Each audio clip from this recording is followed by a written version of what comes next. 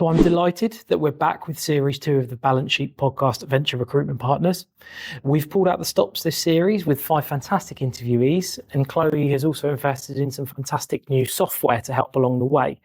I'll be speaking to highly successful individuals from the world of accountancy practice, the motor trade and elite level sport, and covering a variety of topics including change management, coaching and brand differentiation.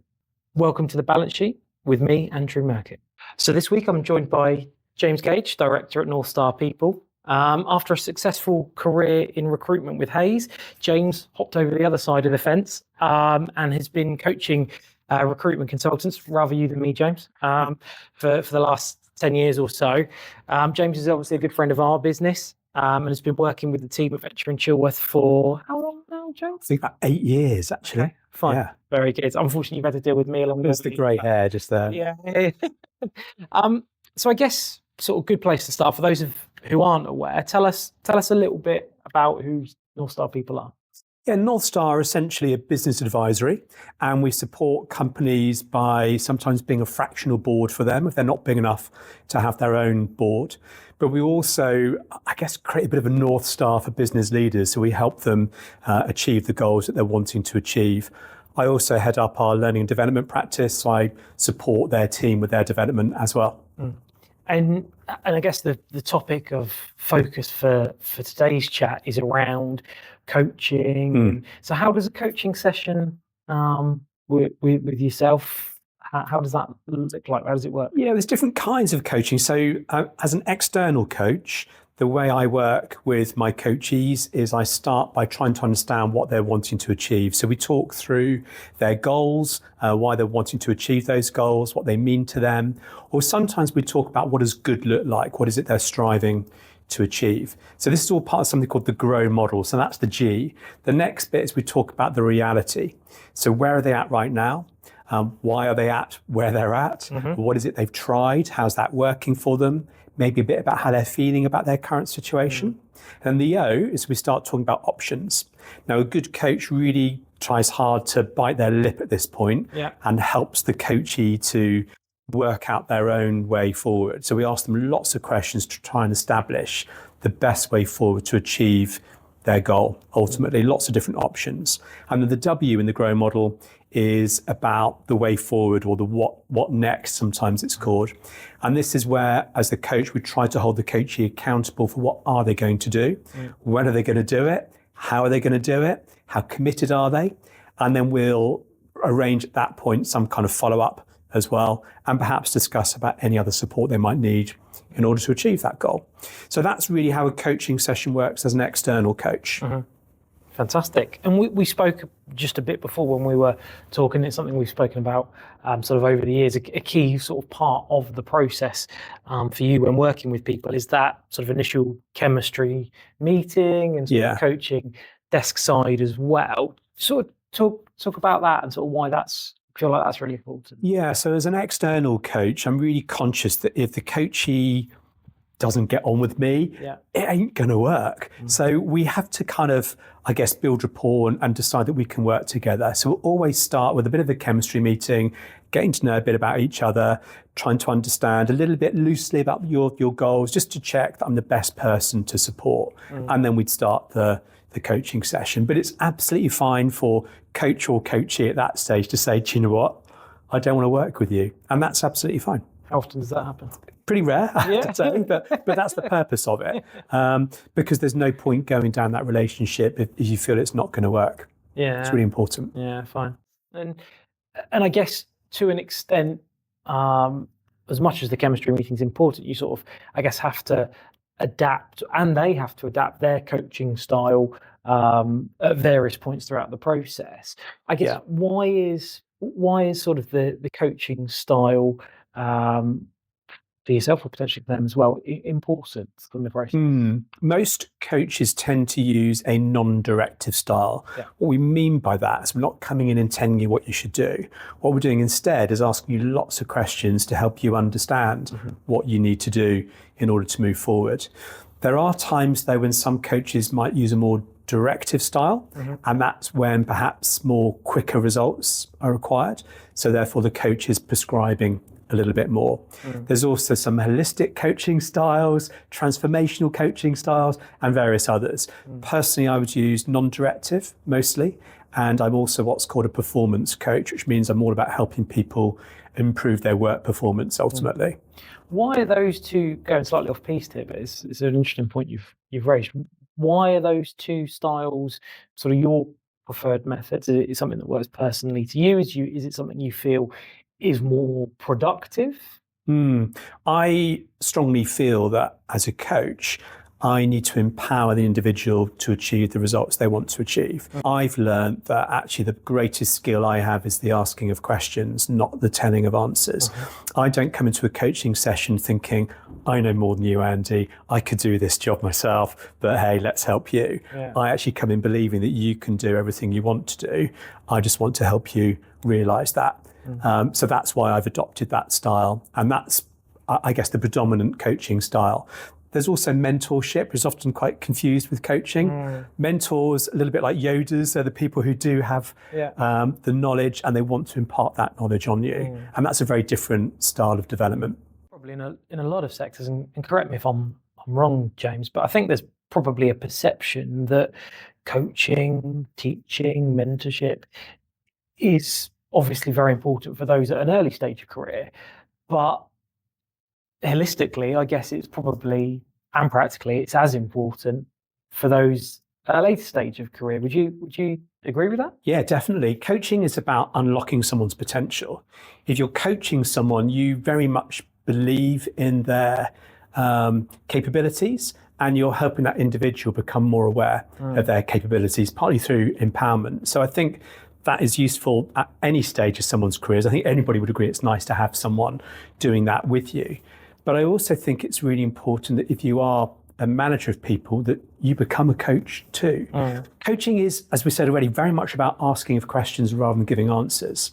So if you're a manager and you become good at coaching, your team will come to you with different questions, different challenges. But what you're doing is you're starting to empower that team member to think for themselves. So you're helping them grow and become more independent, really. So actually the byproduct of that is you end up with more time, because you're not feeding them all the time with answers and your knowledge. And that's really powerful. So yeah, I think everybody will value from having a coach, but I also think it's really important if you're managing others to be a coach too. In terms of asking questions, feeds into sort of listening to the answers, right? So I guess obviously the listening side of things is really important for people you deal with at all levels. Yeah, critical. I think, well, we said already that coaching follows a bit of a structure, the GROW, the grow model. But you can never script a coaching session because you just don't know what someone's going to say. I think when you start off as a coach, you try to become a little bit more planned and organized. But the byproduct of that is sometimes you're thinking, what am I going to say next too much? And you might miss something really critical that the coachee says. So my mantra is you're always listening to understand, not listening to respond. So for example, if the coachee says something to me and I'm thinking, well, what do they mean by that? Well, that then should fuel another question. And that's really key. Sometimes as a coach, we pick up on certain words that someone says to make sure we understand what they mean by that as well. So you might say, as an example, everything's like a real roller coaster ride at the moment. Well, what does a roller coaster ride mean? To you, it might mean it's really up and down. To me, it might feel like it's a white knuckle ride. It might be a thrill seek. What is it? So my next question is, what is roller coaster to you if I was coaching you? So it's really important we understand and listen intently. In fact, as an external coach, we're often taught to meditate before we coach someone, to block out any distraction and focus completely on the individual. So active listening is not just about the ears, it's about what are you seeing as well. Are the things you're saying aligned with what your body's saying? No, that's really, I was going to ask as a follow-up question, actually, do you have any sort of exercises or tips or whatever to help people improve their active listening? And you mentioned about the meditation piece there. You all sat around in a circle before you're doing a good Zen. Yeah. No, absolutely not. But it is about, if you're coaching a colleague, if somebody comes up to you at the desk, for example, and says, oh, can you help me with something? You've got a screen in front of you, you've got the phone next to you.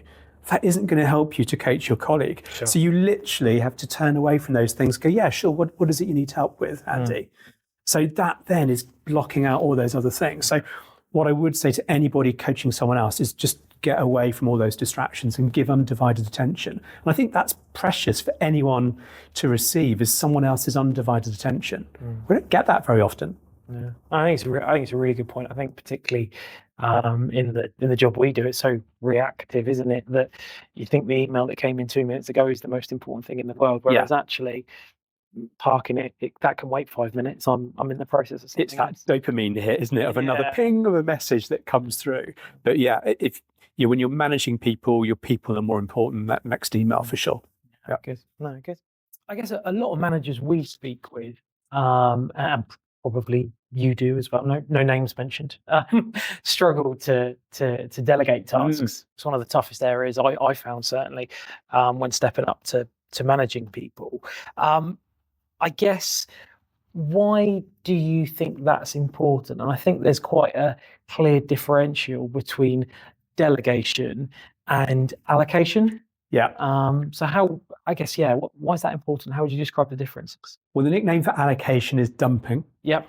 Right. And by the way, there's sometimes nothing wrong with that. So when you're allocating work for someone, you're giving them responsibility to do it, but you're not giving them any freedom, if you like, as to how they do it. So there may be times when, I could be really busy and say, look, Andy, I'm really busy right now. Would you mind doing this for me? Because you're a good chap, you'll go, yeah, of course, no problem. And that's absolutely fine to do. Delegation is very different. If I'm delegating something to you, I'm also giving you some authority to establish how you want to best do it. So for example, I might say to you, Andy, we produce a report every month to the board, and I think you're at the right stage now to take on the responsibility of that, partly because I think it will give you good exposure to the board, which is only positive. Secondly, because I think it will give you good exposure to the numbers and where those come from, which will help in your development. This is what the board require in terms of numbers. What are your thoughts on where you would like to get that detail from? How would you like to present it? When are you going to fit this into your schedule? So you now have a lot more freedom as to how you do that job, albeit the end result may be a little bit more prescribed. So delegation is not just about getting rid of work, it's actually empowering your team to develop and learn and grow as a result. And Comes back to hopefully, that questioning, isn't it? yeah, absolutely. And hopefully you'll feel pretty empowered at being given that job to do. So that's really what proper delegation is all about. It's not just about getting rid of work. It's about developing your team and giving them the chance to take on more responsibility. It's a win-win.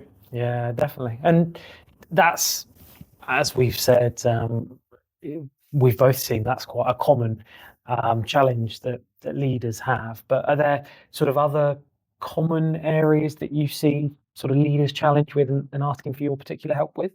Yeah, I think managing performance is a big challenge generally for anyone in leadership.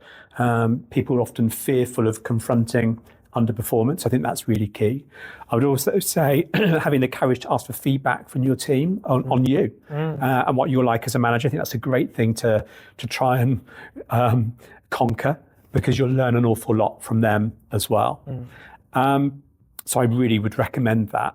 I also think understanding that a lot of the work you do with your team, a lot of the tasks that you do with your team, there'll be some management elements to those, but also some leadership elements to those. And trying to understand that there is a real hybrid blend of the work you do with your team, I think is really key. And that will really help you get more out of them as a result too.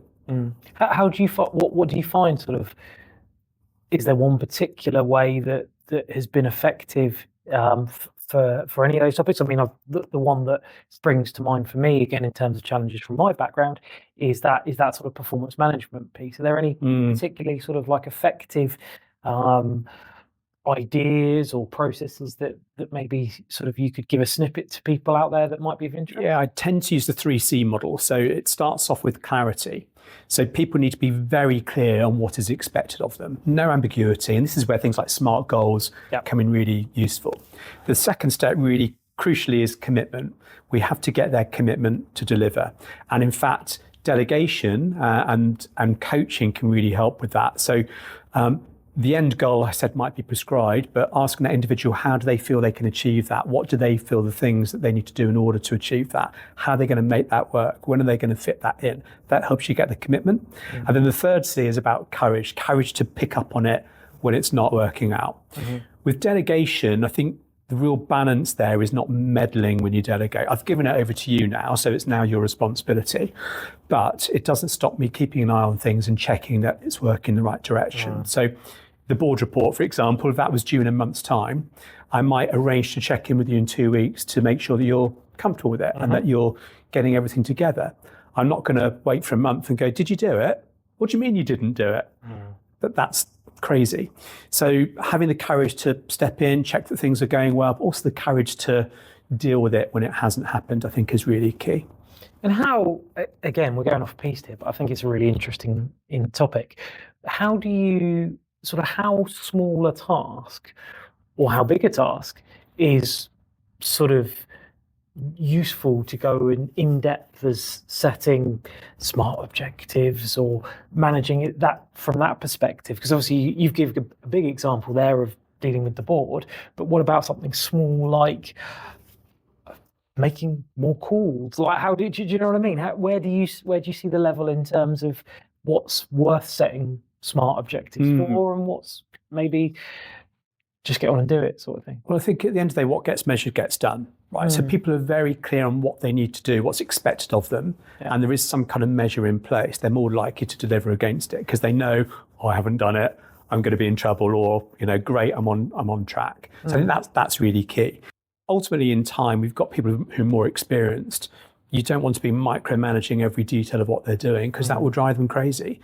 If they're doing it, leave them alone to do it. They know what they're doing. Absolutely fine. So I think that's really the difference between it. It's based on that individual's performance ultimately. Yeah, that makes sense. So James, we've spoken about your coaching style, the coaching business, your approach from a coaching perspective, which is all sort of fantastic advice and really interesting to hear. But as we always do, it's good to get to know a little bit more about you as an individual. So we're covering both bases. Obviously, we spoke at the start about your background in recruitment and how you've moved on to coaching. I guess, were those career paths that were always something you wanted to do? Is it something you've fallen into? How has that career journey come about? I think very much fallen into. My earlier career was in retail. I was a department manager, in fact, here in Southampton, for a well-known department store. I certainly wasn't a coach during my time there. I'm not particularly proud necessarily looking back on how I was as a manager at that time. I then moved into recruitment, ended up managing a fairly big team. And at that time, certainly started to realise the real benefits of coaching my team. I then decided to study as a coach and qualified through the ILM. I then was given the opportunity to move to North America on a secondment. So I led the internal recruitment and training team for my company over there. So then I was very much coaching the learners that I was working with, but then started to realise the real benefits of coaching on the go with my team. So as and when they came to me with challenges, when I picked up on maybe any development areas, as well as when I was running the appraisals with them as well, I really started to see the benefits of coaching. With a sort of a, I guess, in quotes, soft skill like coaching, did you find, having spent that time in North America, did you find a sort of a cultural difference in terms of how things worked or how you were adapting your approach over there compared to, say, working in the UK? Yeah, hugely. I think one of the benefits of working abroad is you do learn so much more about people. And the company I was with, a British company actually, but a lot of people who worked in the North American offices had come from different countries around the world. So it was fantastic to learn about those different styles. And you, again, as a coach that's non-directive, you're very much led by them as individuals. So yeah, it was a huge benefit to my learning. And in fact, my children too. So very multicultural country. I was living in Canada actually, very multicultural country, and my children learnt so much from that too. So yeah, great experience all around. And I mean, nice part of the world, Canada. Yeah, certainly was. Yeah, great people too. Good. And the question we're asking everyone, I think it's hopefully this podcast, when you're listening to it, will provide inspiration. But I guess, who inspired you, James? Interesting. Actually, when I became a senior manager, my director at the time said to me, as he gave me my promotion, don't go lauding it. Okay. And I thought, what on earth do you mean by that? I was kind of a bit taken back by it. And I realized in time that what he meant is don't become a dictator. Just now you've got a nice title. You should lead through humility. And I think that's really stuck with me ever since. So yeah, that's been a huge message for me that has certainly stuck through everything that I've done since. Yeah, no, and that, to be fair, sounds like I'm blowing smoke here, but it does in our dealings when you've been coaching us as a business, that definitely comes through. So Great, thank you. Practice what you preach, right? Well, yeah, absolutely. Good. Yeah. Good. And obviously this is a podcast, as well as a YouTube video out there. So hopefully the people listening to this will listen to other podcasts as well. Is there any podcasts or videos at all that you watch? Now, we were talking about the High Performance podcast. Yeah, indeed. Other podcasts are available. Are they? Say. Are there any podcasts that sort of inspire you? Yeah, no, I've got to be honest with you. The adverts on podcasts do drive me a little bit crazy. Okay. So I do feel a bit, I don't know, frustrated when I am listening to some podcasts, but the High Performance podcast is really good. I personally prefer a lot of videos. Simon Sinek is a great person to follow if you want some great leadership advice. So he's someone I would certainly recommend anybody follow and listen to for sure. I also subscribe to Blinkist, which is kind of 15, 20-minute summaries of a lot of books. Okay. And that works really well for me too. I do read, but I'm not a great reader. So, 15, 20-minute summary works really well for me. Perfect. Good. All right. Well, look, I think that's probably all we've got time for today. I'm sure you're busy to get off coaching on the go, James. So thank you so much for your time. Really appreciate it.